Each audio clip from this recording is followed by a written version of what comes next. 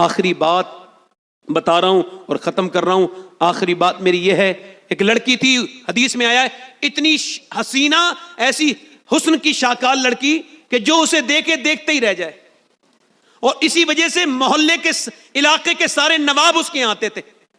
اس نے نوابوں کو لوٹ لیا، بھاری فیس لیتی تھی اپنی رات دینے کی، رات میں اپنا وقت دینے کی. اور وہ اس نے بڑی محل بنا لیا، بڑی بلڈنگ بنا لی، اس میں بڑے دروازے میں دلہن بن کے پورے دن بیٹھتی تھی، پورے دن نوٹ کرواتی تھی گاہکوں کو، فلاں دن آنا، تم فلاں دن آنا، اور پورے دن بیٹھی رہتی تھی. ایک دن دروازہ کھلا تھا، ایک اللہ کا نیک بندہ گزر کے جا رہا تھا. اس نے جیسی اس لڑکی کو دیکھا، اس کی نظر اس پہ پڑی اور دل میں اس کی ہلچل مچ گئی. اور مجد الفسانی رحمۃ اللہ علیہ فرماتے ہیں زنا کی شروعات آنکھوں سے ہوتی ہے، آنکھیں دیکھتی ہیں، دل پسند کرتا ہے، اور شرمگاہ اس فعل بد کو کر جاتی ہے. یہ شرمگاہ فعل بد کو، یہ زنا ہے. اور پھر زنا کتنی بری چیز ہے، اللہ کے رسول فرماتے ہیں، حدیث قدسی ہے، اللہ فرماتا ہے کہ اے میرے محبوب، میں اگر زانی کو معاف بھی کر دوں، جنت بھی دے دوں، تو جنت میں اپنا دیدان نہیں کراؤں گا. اپنا دیدان، اللہ کے کریم ہے، فضل کرنے والا ہے، مہربانی کرنے والا ہے. مگر میں پوچھتا ہوں آپ سے عرض کرتا ہوں، یہ زندگی کس طرح کی گزر رہی ہے؟ وہ 1 مہینے تک لگاتار روتا رہا، مگر لڑکی کو دیکھ کے ایسا دل پہ اثر ہو گیا تھا، دماغ سے نکلی لی لڑکی. 1 مہینے کے بعد اس کے پاس آیا، سارا اپنا گھر بیچ کے، بولے میں بڑی مشکل سے پیسے لائے ہوں، رات بتاؤ کون سی آنا ہے؟ اس نے کہا فلاں رات آ جانا. یہ فلاں رات پہنچا. اب وہ سجی سوی لڑکی، خوبصورت لڑکی اس کے سامنے کھڑی ہے، اندر کمرے میں عطر سے کمرہ مہک رہا ہے. یہ آگے گیا، یہ بھی جوانی کے جذبات کے ساتھ جو ہے وہ آگے بڑھ رہا ہے. وہ لڑکی بھی سامنے کھڑی ہے. اس نے اس کے ہاتھ لگانا چاہا، اچانک کپ کپاہٹ پیدا ہو گئی اور کپ کانپا، پسینے آئے. اس نے پوچھا کیوں کانپتا ہے؟ کہا میری طبیعت خراب ہے، واپس جا رہا ہوں. طبیعت تو ٹھیک ہو جاتی ہے، صحیح بات بتا. کہا صحیح بات بتاؤں؟ کہا کہ جب میں سجدے کرتا ہوں نا تب بھی اللہ دیکھتا ہے، اور جب میں تیرے جسم کو لوٹ رہا ہوں تب بھی میرا اللہ دیکھ رہا ہے، اور میں زنا نہیں کر سکتا. کیوں؟ چونکہ میرا رب دیکھ رہا ہے، میرا رب دیکھ رہا ہے. وہ تو پلٹ گیا، اس کے دل میں ایمان کا بیج بو گیا، توبہ کا بیج بو گیا. اللہ والا جدھر سے گزر جائے، واپس چلا گیا. یہ بولی مالک ایک دن آیا تھا، ہاتھ تک نہیں لگایا، اور میں نے تو کتنے زنا کیے ہیں، کتنی راتیں خراب کی ہیں. وہ چلی گئی، اور جانے کے بعد کسی نے کہا موسیٰ کے پاس چلی جا، وہ تجھے توبہ کی ترکیب بتائیں گے. موسیٰ علیہ السلام بیٹھے تھے، تقریر کر رہے تھے. کسی نے آ کے کہا فلاں عورت ملنا چاہتی ہے. آپ نے کہا بھگاؤ اسے، میں اس سے کیوں ملوں گا؟ بے وقوف نے بیچ مجمع میں آ کے اس کا نام لے دیا. وہ خراب عورت تھی، وہ تو چلی گئی، دروازہ بند کر لیا، اور پھر پھوٹ پھوٹ کے روئی. اور کیسے روئی معلوم ہے؟ کہتی تھی میرے مالک، موسیٰ نے بھگا دیا تو میں آج یہاں آ گئی، مگر تو بھگائے گا تو کہاں جاؤں گی؟ یہ بتا، زمیں بھی خدا کی، زماں بھی خدا کا، مکین و مکاں بھی خدا کا، گناہگار بندے کہاں جا سکیں گے؟ خدا کی خدائی سے باہر نکل کے رو کے بولی مالک اگر میرے جیسی پاپن دنیا میں کوئی نہیں ہے تو تیرے جیسا معاف کرنے والا بھی کوئی نہیں ہے. اگر میرے گناہوں کی کوئی حد نہیں ہے تو تیرے کرم کی بھی کوئی حد نہیں ہے، معاف کر دے.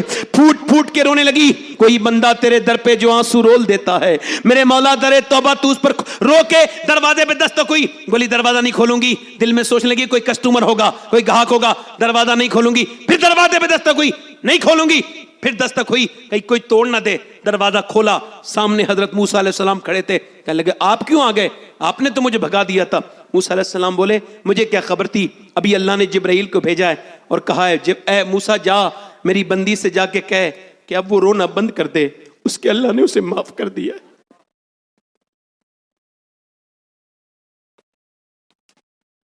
اس کے اللہ نے اس کو کہنے لگی ایک بار میں موسیٰ ابھی تو میں 1 گھنٹہ بھی نہیں روئی، اور پاپ کے تو میرے صدیاں گزر گئی پاپ کرتے کرتے، کیا اس نے مجھے معاف کر دیا؟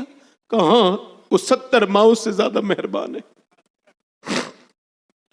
وہ کہتا ہے ایک بار رو لے انسان، تیرے آنکھ کا آنسو تیرے گال تک آ جائے میں سارے گناہ معاف کر دوں گا. لیکن موسیٰ میرا رب اتنا کریم ہے. کہاں اتنا ہی کریم ہے، یہ سب چھوڑ دیں گے. تم نے کبھی اللہ کے سامنے رونا نہیں سیکھا. میرے غوث العظم فرماتے ہیں جو مسلمان بھی ہے اور اللہ کے سامنے رویا نہیں، اس نے کبھی ایمان کی حلاوت نہیں پائی. کبھی کہا اے اللہ مجھے معاف کر دے. رو کے بولی جا رہی ہوں میں وہیں پر، کہاں جس نے مجھے یہاں تک لانے کی ترغیب دی، جس کے قدموں نے مجھے توبہ کے طرف راغب کیا، اس کے گھر گئی.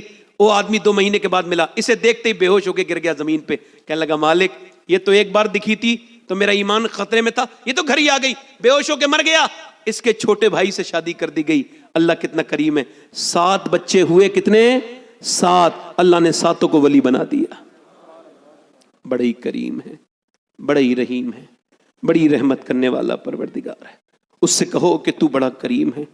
قبر اندھیری ہوگی, یہ جن رشتہ داروں کی وجہ سے تم نے ڈانیاں منائی, حضور کو چھوڑا, یہ تو ایسے کر کے ہاتھ جھاڑ کے چلے جائیں گے. یہ ایسے کر کے کس دنیا میں لگ گئے, کس دنیا نے تمہیں دھوکہ دے دیا؟ اوے کن بچوں کے لیے پیسہ کما رہے ہو؟ کہ قبرستان میں باپ کی قبر ہے, مگر بیٹا اسکوٹر نہیں روکتا کہ سلام کر لوں, فاتحہ پڑھ دوں, کوئی اسکوٹر نہیں روکتا ہے. کوئی دیکھنے نہیں جاتا کہ جب بارش ہوئی تو باپ کی قبر میں کتنا پانی گیا, کتنا. اس دنیا کے لیے اللہ کو چھوڑا ہے, بڑا گھٹیا سودا کر لیا. اے میرے دوستو, موت قریب ہے. ایک بار اللہ کے سامنے رو لو, ایک بار رو لو. اللہ فرماتا ہے اچھا ایک آنسو آپ بیچیں گے نا تو آپ 2 روپے بھی نہیں پائیں گے, اس کے کوئی خریدار نہیں ملے گا. اللہ فرماتا ہے میں مہنگا خریدار ہوں آنسوؤں کا, ایک آنسو میں پوری جنت کا سودا کر دیتا ہوں, مہنگا خریدار ہوں. اور کہیں روئے گا تو ذلیل ہو جائے گا, اور کہیں روئے گا تو تجھے نظر اٹھانے نہیں دے گا جس کے سامنے تو روئے گا. اللہ فرماتا ہے وہ نظر اٹھانے نہیں دے گا, تو میرے سامنے رو, میں تیری نظر جھکنے نہیں دوں گا. مولا علی فرماتے ہیں جو رب کے سامنے روتا ہے وہ سب کے سامنے نہیں. یا ایھا الانسان ما غرک بربک الکریم, واپس پلٹ جا, آ جا, اس سے کہہ دے تو میرا رب ہے, اس سے کہہ دے کہ معاف کر دے. کیوں بیٹے نہ دنیا میں نہ رہے, اللہ سے توبہ کر لے, موت بڑی سخت ہے.